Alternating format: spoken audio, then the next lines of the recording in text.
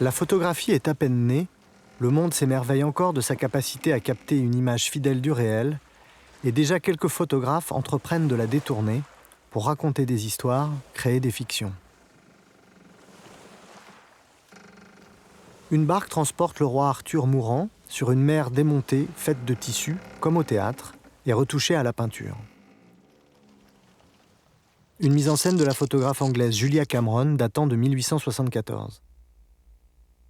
Seule la lune, qui n'est pas peinte mais grattée sur le négatif, prouve qu'il s'agit bien d'une photographie.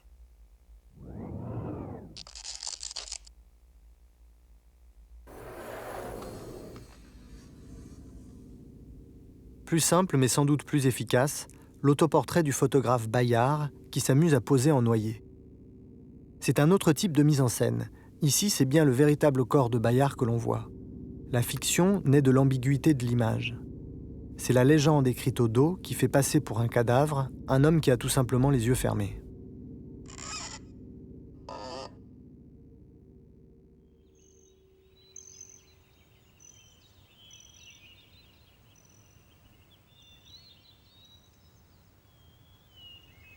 Un siècle plus tard, un autre photographe saisi par le vertige de la fiction associe dans une même image les deux registres de la théâtralité et de l'ambiguïté. Il s'appelle Eugène Mithiard, il est opticien. Sur cette image, il pose avec sa femme devant leur voiture. Une situation anodine des années 60 dans le sud des États-Unis. Mais les masques d'Halloween que porte le couple révèlent la violence primitive cachée derrière les apparences, une vérité intérieure que la photographie seule ne peut pas capter.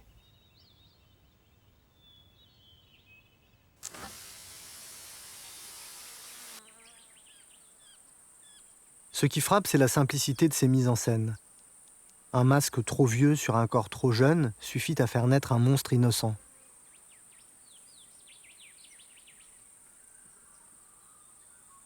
Un masque mal mis suffit à confondre l'envers et l'endroit.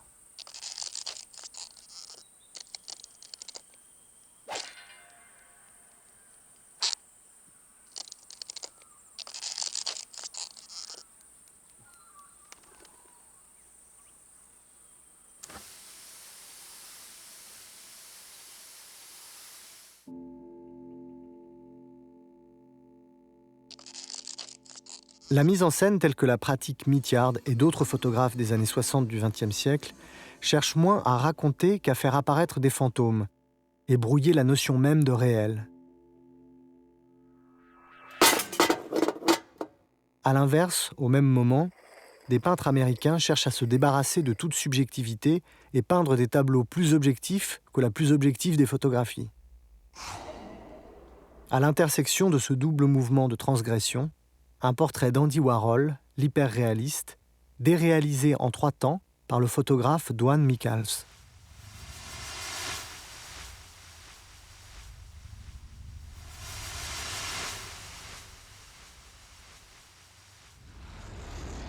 Aux effets classiques de mise en scène, Michals ajoute la durée, le temps du récit, la notion de séquence.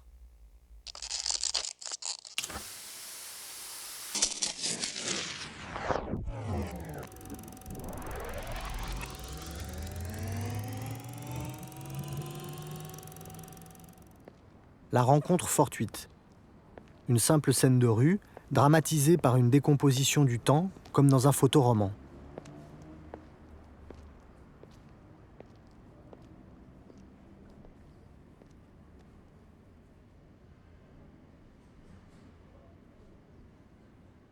On assiste à cette rencontre manquée dont on ne saura jamais les enjeux, mais que le perpétuel décalage entre les deux personnages charge d'une mélancolie inquiétante.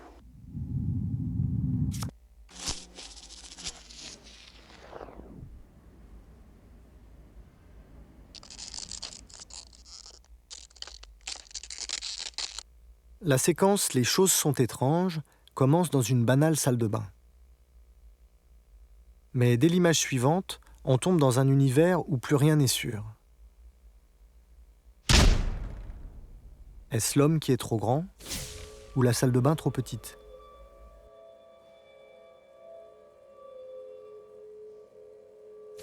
Est-ce la réalité ou juste une image à peine visible dans un petit livre lu par un promeneur anonyme, qui n'est lui-même qu'une image au-dessus du lavabo de cette même salle de bain.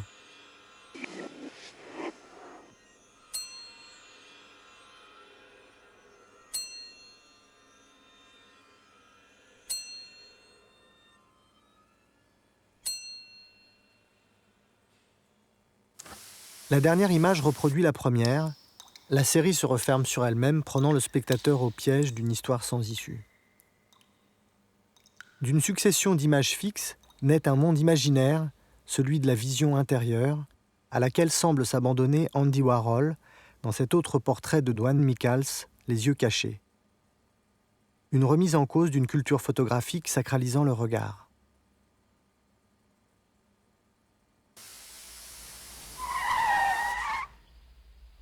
L'Américain Mac Adams réduit la séquence à seulement 2 images dans sa série Mysteries datant des années 70.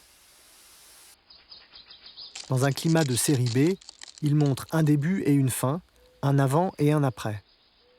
Entre les deux, seul manque le présent, ce fameux instant décisif cher aux photographes du réel. C'est ce que Adams appelle le vide narratif. Au spectateur d'interpréter les indices, d'imaginer comment et pourquoi l'autostoppeuse a fini dans le coffre, de calculer le temps écoulé à l'épaisseur des feuilles mortes et de deviner quel autre malheur annonce l'oiseau noir.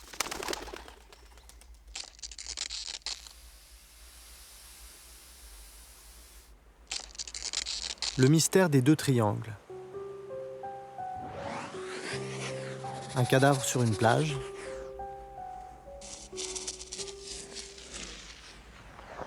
Un homme au tatouage étrange, 2 triangles, les mêmes que ceux qui entourent l'homme mort.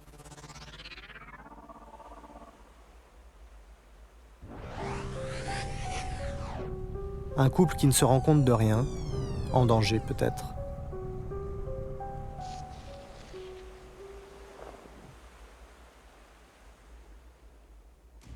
Fumée et condensation. À travers la vitre embuée, on devine une jeune morte. La même main qui tient le verre a refermé la portière de la voiture.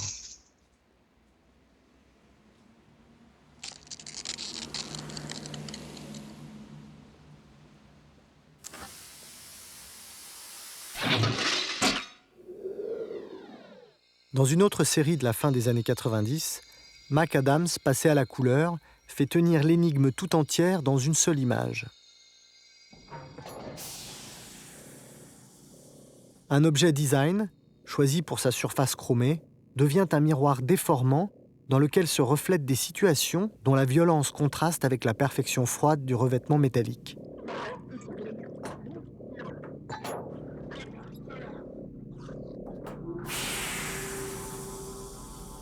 Une version postmoderne et dérangeante du miroir magique des contes.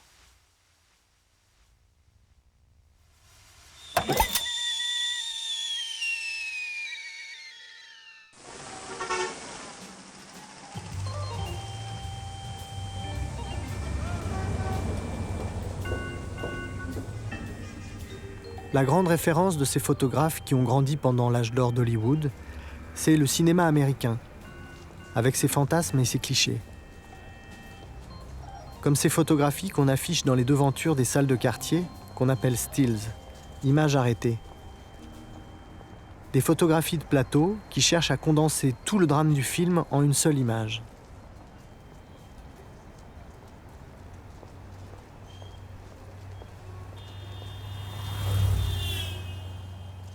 En 1976, Cindy Sherman réinvente le genre, en posant elle-même devant l'appareil, dans le rôle de toutes sortes d'héroïnes imaginaires de films qui n'ont jamais existé. C'est à la fois un jeu et la déconstruction de l'image de la femme dans le cinéma américain. Des femmes inquiètes, au regard effaré, des proies. Au-delà du pastiche, ces images parviennent à évoquer quelque chose de cette tension propre au cinéma, où on ne sait jamais d'où tombera le prochain coup. Comme dans un film, les regards sont tous tournés vers l'extérieur du cadre, le hors-champ. Là où se tient caché l'autre, la source de leur angoisse, qui fait d'autant plus peur qu'elle est invisible.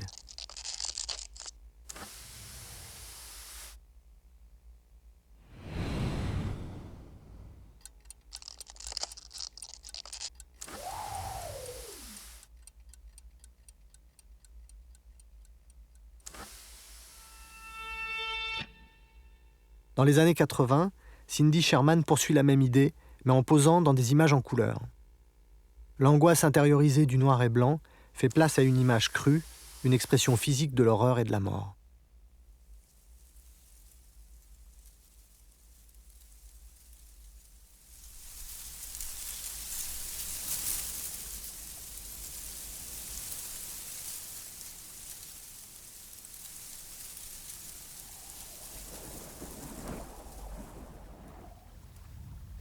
En 1993, le Canadien Jeff Wall a réussi un véritable exploit.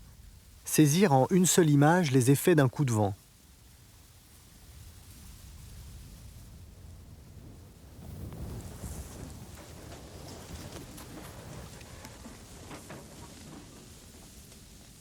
L'arbre, les personnages, les feuilles des dossiers, symboles de l'activité humaine, et le chapeau du voyageur convergent comme par magie pour traduire la sensation de ce vent qui dérange tout.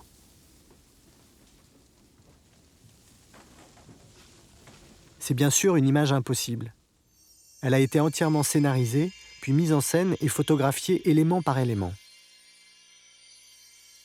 Il a fallu une centaine de clichés pris pendant plus d'1 an et montés sur ordinateur pour créer l'illusion.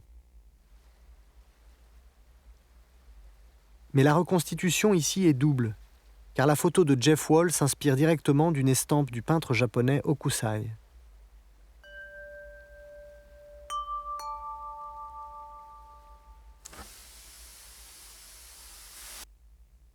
La chambre détruite. On dit que dans ce décor soigneusement saccagé, Jeff Wall a mis en scène les vêtements de sa femme qui venait de le quitter. Mais au-delà de l'anecdote, c'est encore un dialogue avec un chef-d'œuvre de la peinture, La mort de Sardanapale de Delacroix, un tableau qui fit scandale à son époque. Jeff Wall, comme s'il sautait par-dessus tout un pan de l'histoire de la peinture, en propose une relecture cubiste. Objets et structures remplacent Sardanapale et ses esclaves nus. Jusqu'à la petite statuette de danseuse, figurant la tête du tyran assyrien, seul rescapé de ce désastre.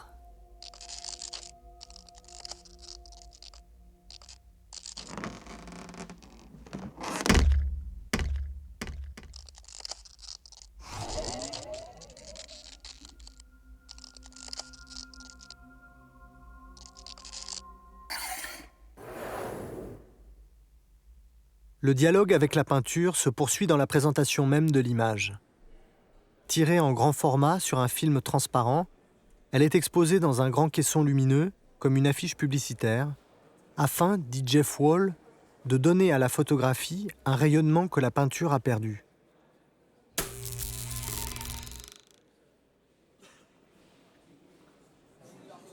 Le bar aux Folies Bergères de Manet donne à Jeff Wall l'occasion de s'interroger sur la position du photographe. La fête est finie. Le décor des Folies Bergères est remplacé par celui de la cafétéria d'une université canadienne où il travaille. Et c'est désormais l'appareil photographique qui occupe le centre de l'image. Il faut regarder de très près pour découvrir que la marque de l'appareil est à l'envers. L'image est inversée, tout ce que l'on voit est en reflet dans un miroir. Dans son tableau, Manet se sert du miroir pour dédoubler la situation et montrer en même temps la serveuse de dos, parlant avec un client, et la serveuse de face, comme si nous étions à la place du client.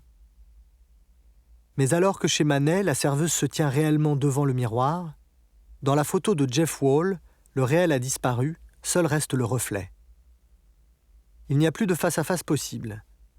La structure de l'image isole les personnages.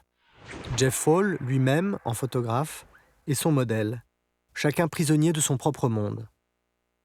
Seul les réunit l'appareil photographique.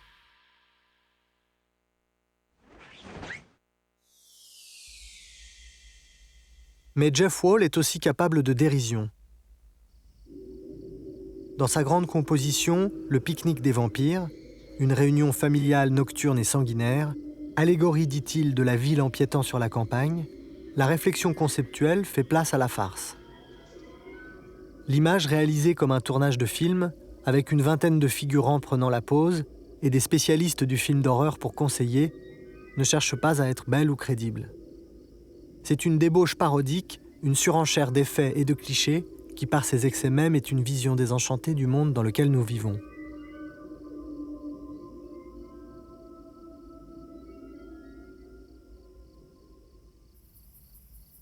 Une autre nuit, en apparence plus sage.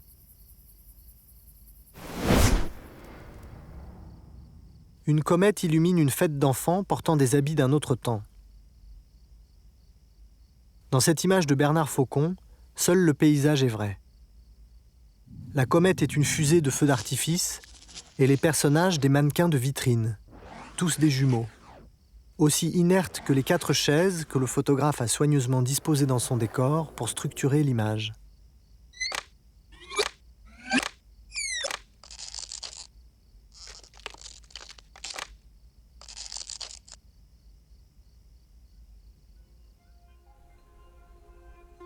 Les mannequins, les poupées et les automates ont fasciné les romantiques puis les surréalistes par leur manière d'être à la frontière entre l'animé et l'inanimé.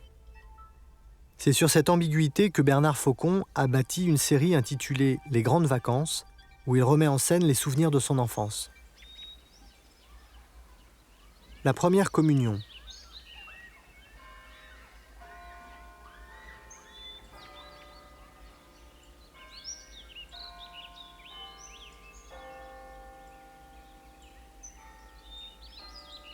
Les mannequins qui cernent de toutes parts l'unique figurant vivant rendent l'image irréelle et semblent redonner corps à la matière même du souvenir.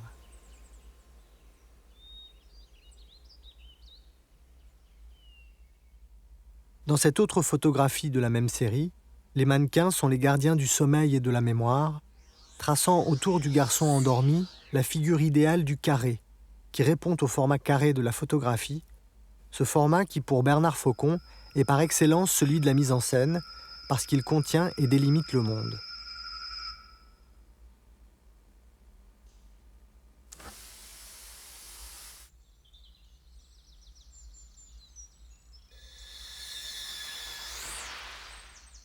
Un autre carré dans une photographie intitulée « L'enfant qui vole ».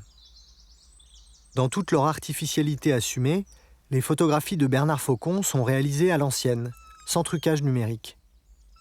L'enfant qui vole est suspendu à un fil, tandis qu'à l'arrière-plan, d'autres enfants mannequins, à peine visibles, peuplent réellement les lointains.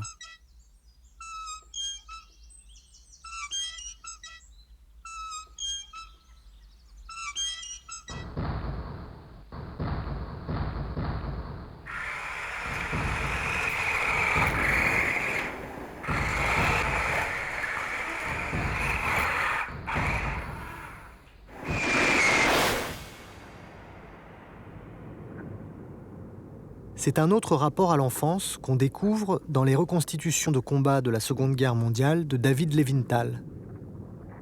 Le regard du photographe agit ici comme celui d'un enfant qui joue et efface la réalité qui l'entoure, pour fabriquer un espace sans repère dont seuls ses petits soldats donnent l'échelle. De la mise en scène à grand spectacle sur le coin d'une table. Les décors sont préparés avec un soin extrême. Levinthal va jusqu'à faire pousser pour de vrai l'herbe sur ses champs de bataille miniatures.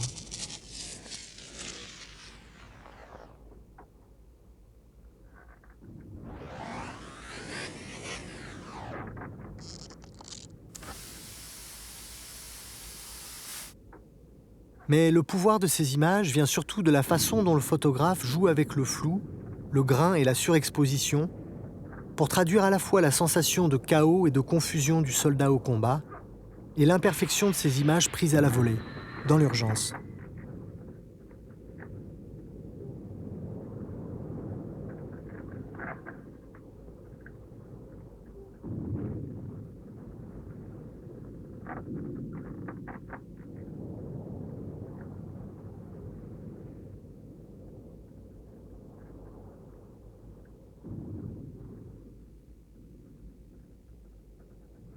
Pour Levinthal, ces images ne sont pas des œuvres en soi, mais les matériaux d'un récit, un faux livre d'histoire, une autre fiction dans laquelle ces mises en scène se mélangent aux documents réels, cartes, discours, citations, dessins, et semble curieusement tout aussi authentique.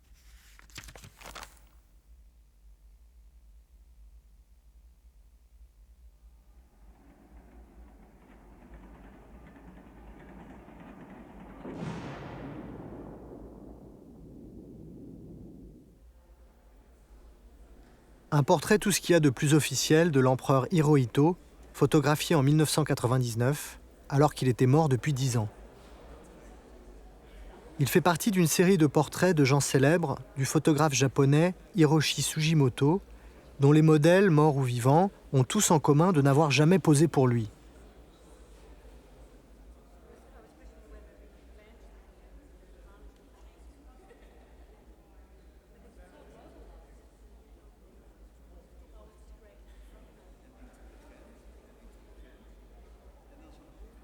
Ce sont des figures de cire appartenant au fameux musée de Madame Tussaud, maquillées et éclairées avec un soin extrême, photographiées en basse lumière avec des temps de pause de plus de 20 minutes pour affiner les modelés et donner l'illusion de la chair vivante.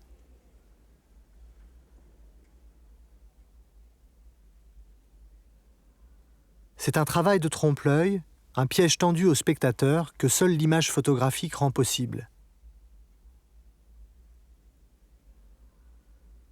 Mais c'est aussi une réflexion sur la vérité des images d'aujourd'hui. Si ces figures de cire peuvent aussi facilement nous abuser, c'est bien parce que les poses et les expressions de leurs modèles en chair et en os sont tout aussi mises en scène.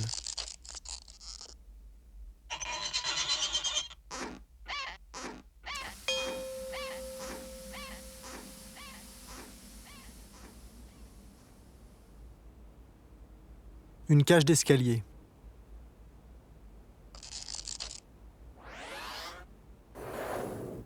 Le haut d'un escalator.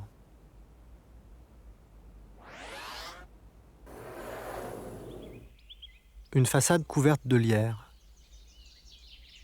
Des décors parfaitement réalistes en carton-pâte.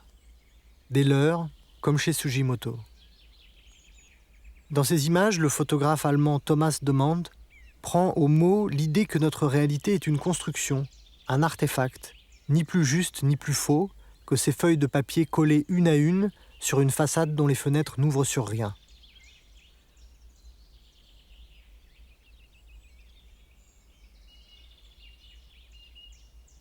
Cette façade est la reproduction exacte de la façade d'une auberge où a eu lieu un fait divers particulièrement sordide. Mais Demand se garde bien de le dire. De même que rien n'indique que cette autre image reproduit fidèlement la pièce où la cinéaste nazie Leni Riefenstahl gardait ses archives. Le regard du photographe se veut totalement neutre. L'éclairage tout en nuances cherche à faire ressortir le moindre détail du décor. Un compte-rendu aussi froid que ces lieux imaginaires, d'autant plus menaçants qu'ils sont totalement vides.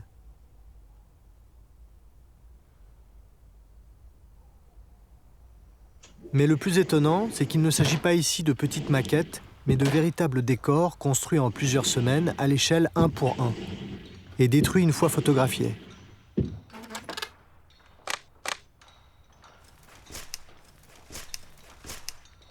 Ici, c'est la structure même du décor qui fait la force de l'image. La salle de travail. On peut difficilement imaginer un témoignage photographique plus objectif. Sauf qu'ici, c'est le réel placé devant l'appareil qui est un simulacre. Un bureau de la Stasi après la chute du mur. Reconstruit, photographié, détruit, comme le reste. L'image s'appelle tout simplement bureau. Comme les feuilles éparpillées, la photo est une page blanche. À chacun d'y écrire sa propre histoire. C'est le point commun de toutes ces mises en scène. Elles jouent avec les codes de l'objectivité de l'image photographique, la précision, la neutralité du point de vue, pour ouvrir dans l'ordre du réel des espaces imaginaires où chacun est libre d'aller au gré du vent ou de sa fantaisie.